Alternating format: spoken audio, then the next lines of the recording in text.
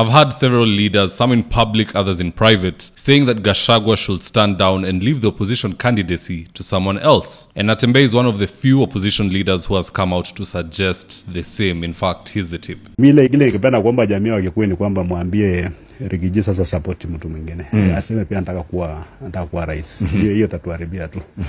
Ako na following tunajua, lakini jamii wakikuwa maana pia niko na wengi sana. Wako na 37 farms in Trans Nzoia. Huge population, over 50,000 voters huko. Na wanajua kwamba hao wakati imefika ya kusupport mtu mwingine. Na naomba kabisa vile mtu mwingine ambayo jamii ya Wakikuyu wanataka wa support akuwe ni Natembeya. Mimi nimefanya kazi huko naelewa. Na hata kule Trans Nzoia nimewachunga sana. Mnaweza kuwauliza tunakaa nao namna gani. For the first time wanakaa kujua kwamba Trans Nzoia ni nyumbani. Kitambo ilikuwa wanakaa ni kama wao ni wageni, wanakumbushwa kila saa, lakini kwa sasa wanakaa vizuri, wako ndani ya serikali. Niko nimeweka waziri, nimeweka ma chief officer huko, ma directors, director wa maji Mkikuyu, nimeweka kwenye serikali. Now I really don't know what Natembeya is droning on and on about, but in this video I want us to look into some of the reasons why Rigathi Gachagua actually should be the opposition candidate. And with no further ado, let's get after it. Reason number one why Gachagua should be the flag bearer over the other opposition leaders comes down to contribution ratio. Let all opposition leaders sit together with their ledgers, we do the math and deduce so far kila mtu ametumia pesa ngapi kwa shughuli za opposition. Then we bring out a map with pins. Tukague tujue kila opposition leader amefanya rally ama mikutano kwa county ngapi. When you do all that, you'll realize that some people like Natembeya actually hot air. Kazi ni kurotate Trans Nzoia 24/7 na akiwa amejikaza kidogo anaenda Bungoma. Please, Governor, of all opposition leaders when it comes to financial and geographic involvement or movement, kwa pande ya upinzani, you are coming in last. Gachagua has the most movement. Kalonzo is also moving around. Matiang'i has been in America talking to Kisiis and other people. I've seen him doing interviews. Eugene Wamalwa is also moving around. The only person who stays wrapped up in one place, ni kama mtoto amepewa time out, is Governor Natembeya. So mbona uachiwe hiyo kiti? You know, this is a seat that you fight for. Hakuna mambo ya kuachiwa. Unda chama, launch a party headquarters, fuel 15 vehicles, hire campaign staff and security, alafu zunguka from one county to the other ukiuza sera. Unajua kila kitu kwa hii maisha iko na gharama. Everything has a price. Even if tomorrow you want to become wealthy or to live a better life, you have to save what you are getting today and put it to good use tomorrow. That is the price. Today you look poor so that tomorrow you can be wealthy. Hata wale ambao tunasikia ni devil worshippers, they also have to give some form of sacrifice. Wengine tunasikia wame sacrifice their own relatives for money and riches. If even the wicked people understand the concept of paying the price, why can't some politicians not get it? Ati mkulima aende atafute shamba akodeshe, atafute mbegu, atafute mbolea, aeke wafanye kazi walinde hiyo shamba against all the harsh elements, and then when it's time to reap, you tell the farmer, weka kando wachia wengine. This is the type of thing we don't want. It's called laziness. Kama ufanyi kazi, you don't eat. It's in the Bible. Hata kwa upinzani wale ambao hataki kufanya kazi wasirudi kutuambia ati they want to go for president. President of what? What have you done? Or what are you doing outside of that small county? Pay the price like the others?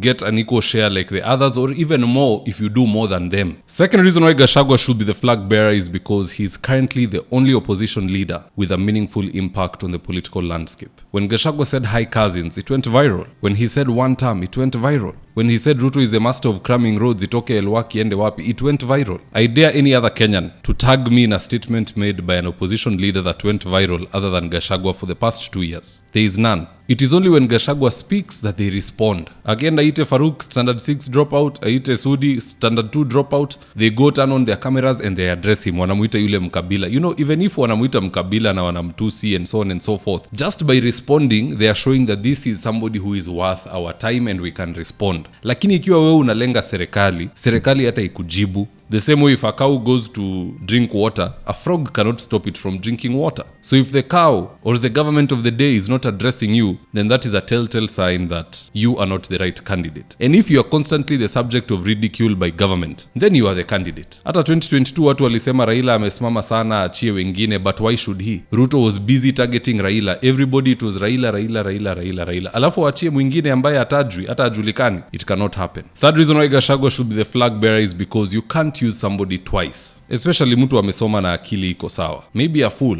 Ati Gachagua atumiwe na Ruto, amfanyie campaign, amfanye rais, alafu akue impeached. tena atumiwe na upinzani awafanyie campaign, waingie serikali, wamtupe nje. Can he really be that much of a fool ati mara mbili anachezwa mara mbili in less than 5 years? If Gachagua puts in time and money and effort that we are not seeing with other leaders, if there are other leaders who can outdo him, sawa. You know, that is why I do many videos calling some candidates jokers. Na watu wananikasirikia because of ukabila. You find somebody is from the tribe of that leader, so when you say this leader is lazy and is going nowhere, wanasema wewe upendi hiyo kabila. But where is the work ethic? Me, I'm not a Kikuyu. Why should I support Gachagua if I was a tribalist? But his work ethic is greater than all those other opposition leaders. And at the end of the day, like I said, hawezi tumia mtu mara mbili. Alitumiwa vibaya na serikali, hawezi tumiwa na upinzani. When it's all said and done, if Gachagua won't be the candidate, he will have the power to dictate who the candidate will be. And if you want to take that power from him, because it can be taken, all you have to do is put in more money than Gachagua, put in more effort than Gachagua, and provide more votes than Gachagua. If you cannot do those three things, shut up. Now, at the end of the day, guys, that's just my opinion. Do let me know your own comments in the comment section below. Do you think I'm being underhanded with this, or am I right on the money? Just drop me your comments. I'll do my best to read them and to give you a response. Now, with that, is today's ad of the day. If you're in need of electrical wiring, solar installation, or electrical fittings such as strip lights, snake lights, downlighters, or chandeliers, contact Engineer Wycliffe at 0707 476602,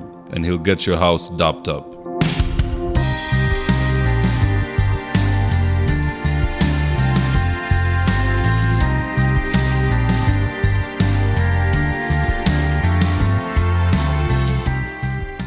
Now, if you're here for the first time, please go on and hit the subscribe button. If you're watching for a different platform, just head on over to YouTube, search for David Wafula. Hit the subscribe button. You're going to be getting a ton of content of this nature. If politics is something you're passionate about, this is definitely the one channel that you really, really need to subscribe to.